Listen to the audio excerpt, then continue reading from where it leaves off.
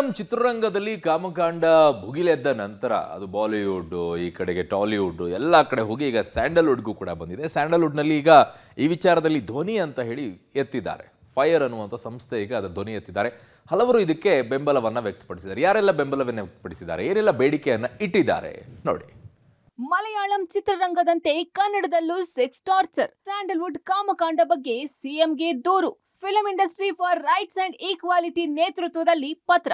ಇತ್ತೀಚೆಗೆ ಸ್ಯಾಂಡಲ್ವುಡ್ನಲ್ಲಿ ಈಗಾಗಲೇ ಮೀಟೂ ಬಿರುಗಾಳಿ ಎದ್ದಿತ್ತು. ಇದೀಗ ಮಲಯಾಳಂ ಚಿತ್ರರಂಗದಲ್ಲಿ ಹೇಮಾ ವರದಿ ರಚನೆಯಾಗಿ ದೊಡ್ಡ ನಿರ್ದೇಶಕ ನಿರ್ಮಾಪಕರ ಕಾಮಕಾಂಡಗಳು ಬಯಲಿಗೆ ಬಂದಿದೆ.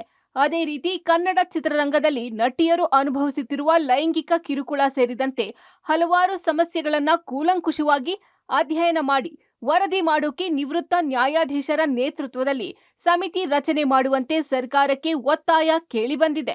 ಸಿಎಂಗೆ ಬರೆದ ಪತ್ರ ಸ್ಯಾಂಡಲ್ವುಡ್ ನಟ ನಟಿಯರ ಸಹಿ. ನಟ ಸುದೀಪ್, ವಿನಯ್ ರಾಜ್ಕುಮಾರ್ ಕೂಡ ಸಹಿ. ಚಲನಚಿತ್ರೋದ್ಯಮ ಹಾಗೂ ವಿವಿಧ ಕ್ಷೇತ್ರಗಳ 153 ಕಲಾವಿದರು, ತಂತ್ರಜ್ಞರು ಅರ್ಜಿಗೆ ಸಹಿ ಹಾಕಿ ಒತ್ತಾಯಿಸೋಕೆ ಫೈರ್ ಮುಂದಾಗಿದೆ. ಸಿಎಂಗೆ ಬರೆದ ಪತ್ರದಲ್ಲಿ ಸ್ಯಾಂಡಲ್ವುಡ್ ನಟ ನಟಿಯರು ಸಹಿ ಹಾಕಿದ್ದಾರೆ. ನಟ ಸುದೀಪ್, ವಿನಯ್ ರಾಜ್ಕುಮಾರ್, ನಟಿ ರಮ್ಯಾ, ಐಂದ್ರಿತಾ ರೈ, ಆಶಿಕಾ ರಂಗನಾಥ್, ಸಾನ್ವಿ ಶ್ರೀವಾತ್ಸವ್, ಶ್ರುತಿ ಹರಿಹರನ್, ಮೇಘನಾ ಗಾಂವ್ಕರ್, ನೀತು ಶೆಟ್ಟಿ, ಪೂಜಾ ಗಾಂಧಿ, ನಟ ಚೇತನ್ ಸೇರಿದಂತೆ ಹಲವರ ಸಹಿ ಇದೆ. ಬಟ್ ಈಗ ಜಸ್ಟಿಸ್ ಹೇಮಾ ಕಮಿಟಿ ರಿಪೋರ್ಟ್ ಬಂದ ನಂತರ ನಮಗೂ ನಮ್ಮ ಕನ್ನಡ ಇಂಡಸ್ಟ್ರಿಗೂ ನಮ್ಮ ರಕ್ಷಣೆಗೋಸ್ಕರ ಅಥವಾ ನಮ್ಮ ಹೆಣ್ಣು ಮಕ್ಕಳಿಗೆ ಅಥವಾ ಗಂಡು ಮಕ್ಕಳಿಗೆ, ಹೆಣ್ಮಕ್ಳಿಗೆ ಮಾತ್ರ ಅಂತ ಅಲ್ಲ ಇಲ್ಲಿ ಸೇಫ್ಟಿ ಇಲ್ಲದೆ ಇರೋದು, ಪ್ರತಿಯೊಬ್ಬರಿಗೂ ಒಂದು ಸೇಫ್ ವರ್ಕ್ ಎನ್ವೈರನ್ಮೆಂಟ್ ಅನ್ನೋದು ಕ್ರಿಯೇಟ್ ಆಗಬೇಕು ಅನ್ನೋದು ನಮ್ಮ ಮೊದಲನೇ ಉದ್ದೇಶ.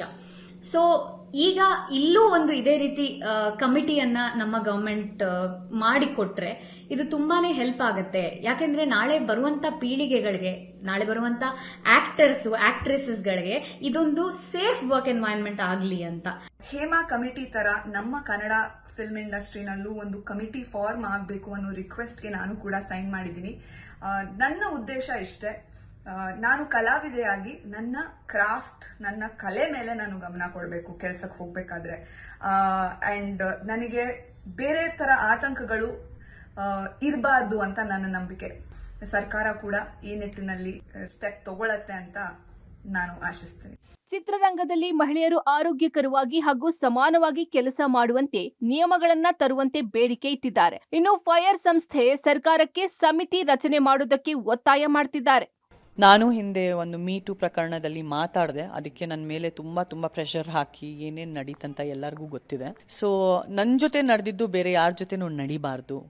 I have come out of it. But ನನ್ನ ಜೊತೆ ಏನು ನಡೀತು ಅದಿನ್ನ ಹೆಣ್ಮಕ್ಳ ಜೊತೆ ನಡಿಬಾರ್ದಂದ್ರೆ ಫೈರ್ ಅಂತ ಒಂದು ಸಂಸ್ಥೆ, ನಿಜಕ್ಕೂ ಇದು ಒಂದು ಅದ್ಭುತವಾದ ಐಡಿಯಾ. ಪಾಪ ಯಾರೋ ಹುಡುಗಿ ಹೀರೋಯಿನ್ ಆಗಬೇಕು ಅಂತ ಅನ್ಕೊಂಡಿರ್ತಾಳೆ. ಸೊ ನಾನು ನಿನಗೆ ಬ್ರೇಕ್ ಕೊಡ್ತೀನಿ ಅಂತ ಅವರಿಂದ ತಪ್ಪಿಸ್ಕೊಬೇಕು ಹೆಣ್ಮಕ್ಳು. ಸ್ಪೆಷಲಿ ನ್ಯೂ ಕಾಮರ್ಸ್ ಹೆಣ್ಮಕ್ಳು ಏನಿದಾರೋ ಅವರಿಂದ ಖಂಡಿತವಾಗ್ಲೂ ಒಕ್ಕೂಟದಲ್ಲಿ ಇಲ್ಲದೇ ಇರೋ ಡೈರೆಕ್ಟರ್ಸು, ಒಕ್ಕೂಟದಲ್ಲಿ ಇಲ್ಲದೇ ಇರೋ ಪ್ರೊಡ್ಯೂಸರ್ಸು, ಮತ್ತೆ ನಿಜಕ್ಕೂ ಅವ್ರು ಸಿನಿಮಾ ಮಾಡ್ತಾರೋ ಇಲ್ವೋ ನಂಬಿಕೆ ಮಾಡಬಾರ್ದು. ಏನಂತಂದ್ರೆ ಈ ಲೈಂಗಿಕ ದೌರ್ಜನ್ಯ ಅಥವಾ ಕಿರುಕುಳ ಅಂತ ಬಂದಾಗ ಯಾವುದೇ ಐಡಿಯಾಲಜೀಸ್, ಯಾವುದೇ ರಿಲಿಜನ್, ಸ್ಟೇಟಸ್ ಏನು ಬರೋದಿಲ್ಲ. ಇದು ರಿಯಲ್ ಫ್ಯಾಕ್ಟ್. ಎಲ್ಲ ಇಂಡಸ್ಟ್ರಿನಲ್ಲೂ ಹೇಗಿದೆ ಅದೇ ತರ ನಮ್ದ್ರಲ್ಲೂ ಇದೆ. ಬಟ್ ಬೇರೆ ಇವಾಗ ಕಾರ್ಪೊರೇಟ್ ಸೆಕ್ಟರ್ಸ್ ಅಲ್ಲೆಲ್ಲ ಏನಾದ್ರೂ ಒಂದು ಪ್ರಾಬ್ಲಮ್ ಆದಾಗ ಒಂದು ಹ್ಯಾರಾಸ್ಮೆಂಟ್ ನ ರಿಪೋರ್ಟ್ ಮಾಡಕ್ಕೆ ಅಂತ ಆದ್ರೂ ಒಂದು ಕಮಿಟಿ ಇದೆ. ವೆರಸ್ ನಮ್ದ್ರಲ್ಲಿ ನೀವೇ ನೋಡಿದೀರಾ, ಹಲವು ವರ್ಷದ ಹಿಂದೆ ನಾವು ಅದ್ರ ಬಗ್ಗೆ ಮಾತಾಡಿದಾಗ ನಮ್ ವಾಯ್ಸ್ನೇ ಸಪ್ರೆಸ್ ಮಾಡಕ್ ನೋಡಿದ್ರು ಬಿಟ್ರೆ ಏನು ಅದರಿಂದ ಬರ್ಲಿಲ್ಲ. ಇನ್ಫ್ಯಾಕ್ಟ್ ವಿಕ್ಟಿಮ್ಸ್ ಗಳಿಗೆನೆ ಶೇಮ್ ಬ್ಲೇಮ್ ಆಗಿತ್ತು. ಸೊ ಹಾಗಾಗಿ ಇವಾಗ ಹೇಮಾ ಕಮಿಟಿಯವರು ಮಾಡಿದ್ದು ನೋಡಿದ್ರೆ ಆಕ್ಚುಲಿ ಒಂದು ಕ್ರಾಂತಿ ಅಂತ ಹೇಳ್ಬೋದು. ಒಟ್ನಲ್ಲಿ ಮಲಯಾಳಂ ಹೇಮಾ ವರದಿ ರಚನೆ ಬಿಸಿ ಸ್ಯಾಂಡಲ್ವುಡ್ಗೂ ತಟ್ಟಿದೆ. ಸ್ಯಾಂಡಲ್ವುಡ್ನಲ್ಲಿ ಮಹಿಳೆಯರಿಗೆ ಆಗ್ತಿರುವ ಲೈಂಗಿಕ ಕಿರುಕುಳದ ಬಗ್ಗೆ ಸಮಗ್ರ ವರದಿ ಮಾಡೋಕೆ ಸರ್ಕಾರದ ಗಮನಕ್ಕೆ ಫೈರ್ ಸಂಸ್ಥೆ ತರೋಕೆ ಮುಂದಾಗಿದೆ. ಮುಂದಿನ ದಿನಗಳಲ್ಲಿ ಸರ್ಕಾರ ಯಾವ ರೀತಿ ಕ್ರಮ ತೆಗೆದುಕೊಳ್ಳುತ್ತೆ ಅನ್ನೋದನ್ನ ಕಾದು ನೋಡಬೇಕಿದೆ. ಧಾನು, ಎಂಟರ್ಟೈನ್ಮೆಂಟ್ ಬ್ಯೂರೋ, ಪಬ್ಲಿಕ್ ಟಿವಿ.